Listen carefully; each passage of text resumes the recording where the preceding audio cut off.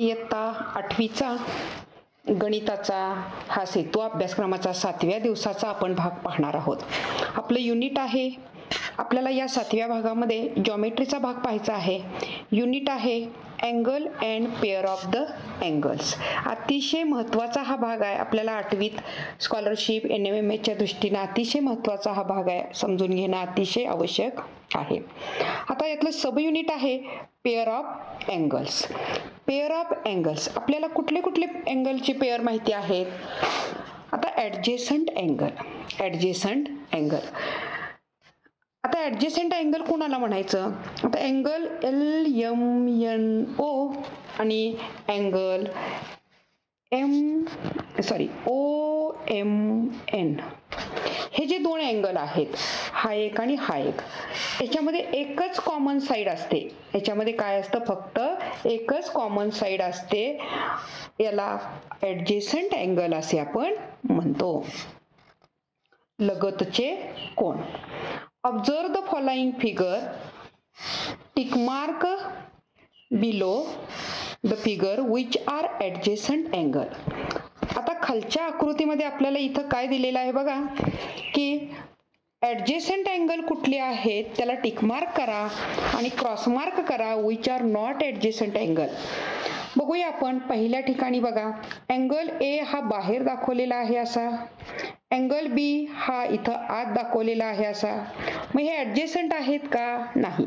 दोघांच्या मध्ये एक कॉमन साईड असते आणि दोघांचे कोणाच्या इंटेरियर पार्ट म्हणजे अंतर्भाग हे वेगवेगळे असतात. तर इकडं काय असं कोण दाखवलेलं नाहीये, त्यामुळे ही आकृती येणार नाही. मग क्रॉस मार्क येणार ह्याच्यावर. पुढं हे दोन अँगल.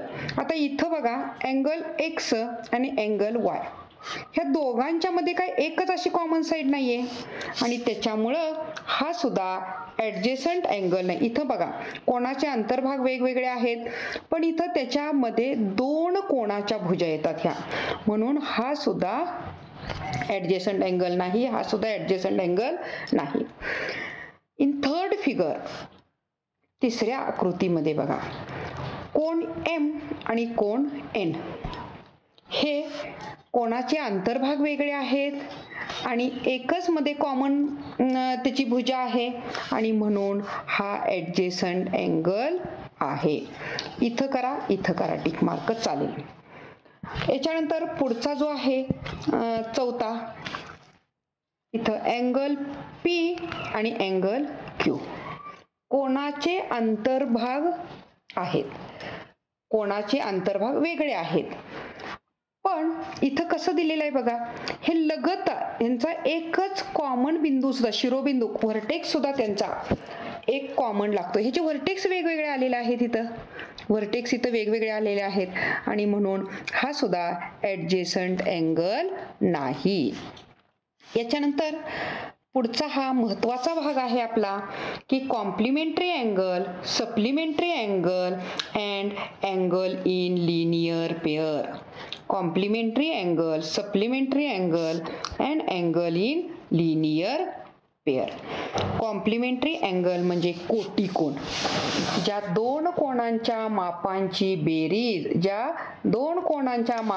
बेरीज 90 अंश असते त्याला कोटिकोन म्हणजेच कॉम्प्लिमेंटरी अँगल असे म्हणतात. When sum of two angles is 90 degree, then that angles are complementary. Supplementary angle, पूरक कोन. Supplementary angle means पूरक कोन. ज्या दोन कोणांच्या मापांची बेरीज 180 अंश असते, ज्या दोन कोणांच्या मापांची बेरीज 180 अंश असते त्याला सप्लिमेंटरी अँगल म्हणजे पूरक कोन म्हणतात. When the sum of two angles is 180 degree, then that angles are called as the supplementary angle. Next, angle in linear pair. Angle in linear pair, रेषीय जोडीतील कोन. आता रेषीय जोडीतील कोन कसे असतात बघा. रेषीय जोडीतील कोन असताना लगतचे कोणते असावे लागतात. कॉम्प्लिमेंटरी अँगलला आणि सप्लिमेंटरी अँगलला लगतचे असावेत असं नाही. सुटे असले तरी ते चालतात, पण अँगल इन लिनियर पेअरला ते अँगल लगतचे लागतात. त्यांच्यात एक भुजा जी आहे ती एक भुजा दोघात कॉमन असावी लागते आणि ही दुसऱ्या भुजा ज्या आहेत त्याच्या विरुद्ध किरणांनी ह्या तयार झालेल्या असतात. ह्या दुसऱ्या भुजा ज्या आहेत त्या विरुद्ध किरणांनी तयार झालेल्या असतात. अशा पद्धतीनं angle in linear pair, important property of linear pair angle is the sum of measure of angle in linear pair is 180 degree 180 अंश असते. रेषीय जोडीतील कोणांच्या मापांची बेरीज 180 अंश असते. एक कॉमन साइड असते आणि दुसऱ्या बघा यात महत्वाचं काय, एक ही कॉमन साइड असते त्यांच्यामध्ये एक ही कॉमन साइड असते आणि दुसरे जे अनकॉमन साइड्स आहेत ह्या दोन त्या बघा ह्या स्ट्रेट लाईननी तयार झालेल्या असाव्यात. म्हणजे या पद्धतीचाच रेषीय जोडीतला असतं. सप्लिमेंटरी अँगलची पण बेरीज 180 असते, लिनियर पेअरची पण बेरीज 180 असते. पण सप्लिमेंटरी अँगल या पद्धतीनं सुट्टे सुट्टे असू शकतात. इथं बघा दोन सुट्टे सुट्टे असू शकतात. पण अँगल इन लिनियर पेअर याच पद्धतीनं मांडले जातात, फक्त अशाच स्वरूपाचे असतात. एक त्याच्यात कॉमन साइड असते आणि अनकॉमन साइड जी आहे ती स्ट्रेट लाईन तयार करते. दोन्हीच्या प्रॉपर्टी एकच आहेत. सप्लिमेंटरी अँगल आणि लिनियर अँगलची मेन प्रॉपर्टी दोघांची काय आहे तर दोघांच्या मापांची बेरीज 180 अंश असते. आता इथं बघा आपल्याला कॉम्प्लिमेंटरी अँगल हा जो आहे बेरीज 90 अंश असते. एक 60 आहे, ABD हा 60 आहे आणि हा CBD हा 30 आहे. दोघांची बेरीज किती झाली 180, म्हणून हे कॉम्प्लिमेंटरी अँगल आहेत. इथं सुद्धा बघा LMN 50 डिग्री आहे, PQR 40 डिग्री आहे. इथं हे लगतचे आलेले आहेत, चिटकून आहेत लगतचे, एकच भुजा कॉमन आहे. इथं सुट्टे सुट्टे आलेत हे दोन, तरी सुद्धा यांची बेरीज किती आहे 90 डिग्री आहे. Therefore they are also complementary angle. Here supplementary angle इथं बघा मेजर किती आहे MNO चं 120 आहे, PNO चं 60 आहे आणि दोघांची बेरीज आता इथं लिहिलं हे चुकले थोडंसं नावं. दोघांची बेरीज MNO अधिक PNO बरोबर 180 पाहिजे होतं. and therefore these two are the supplementary angle. इथं थोडंसं प्रिंटिंग मिस्टेक झालेली आहे, नावं थोडी चेंज आहेत. आता इथं बघा हे लगतचे आले, जोडून आले, हे रेषीय जोडीतले आहेत. सप्लिमेंटरी पण आहेत आणि रेषीय जोडीतले पण आहेत. पण इथं बघा ह्याची 115 आहे, ह्याची 65 आहे. दोघांची बेरीज किती आली 180. Therefore these two are also supplementary angle. पूरक कोण आहेत, ते पूरक कोण आहेत. पण हे दोन रेषीय जोडीतले येऊ शकत नाहीत कारण सुट्टे सुट्टे आहेत ते. आणि इथं बघा ह्या तिसऱ्या आकृतीत ह्या दोघांची बेरीज 180 आहे, म्हणून हे रेषीय जोडीतील अँगल इन लिनियर पेअर आहेत. पुढे आपल्याला काय दिलेलं आहे बघा उदाहरणं, ह्याची महत्वाची उदाहरणं कशी आहेत बघा. What is the measurement of complementary angle whose measure is 20 degree.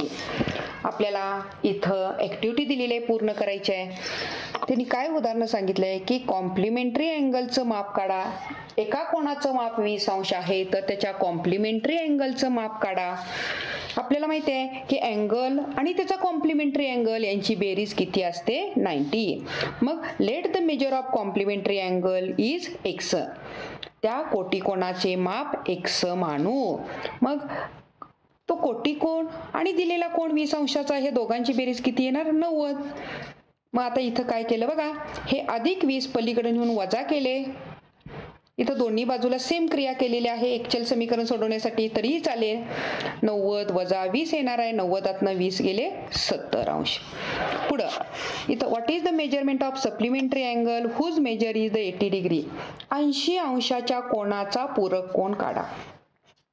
इथं पण तसंच, पूरक कोण म्हणजे दोघांची बेरीज 180. सप्लिमेंटरी अँगल x मानू. इथं कॉम्प्लिमेंटरी लिहिलंय, इथं लिहायचं सप्लिमेंटरी हा शब्द लिहायचा. Late the measure of supplementary angle is x. मग 80 याचा काढायचा आहे, अधिक x मांडलेला कोण बरोबर 180. आता हे 80 अधिक आहे तिकडून वजा करायचे किंवा दोन्ही बाजूतून 80 वजा करू आपण आणि मग x बरोबर हे 80 अधिक आणि हे वजा गेले 180 ना 80 गेले 100 अंश 180 ना 80 गेले 100 अंश. पुढं मग सप्लिमेंटरी अँगलचं माप किती आलं 80.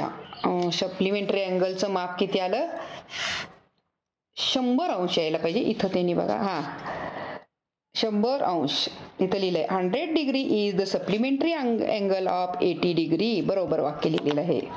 पुढे बघा find the value of x.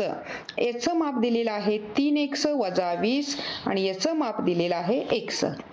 हे रेषे जोडीतील आहेत मग या दोघांची बेरीज किती असणार आहे 180.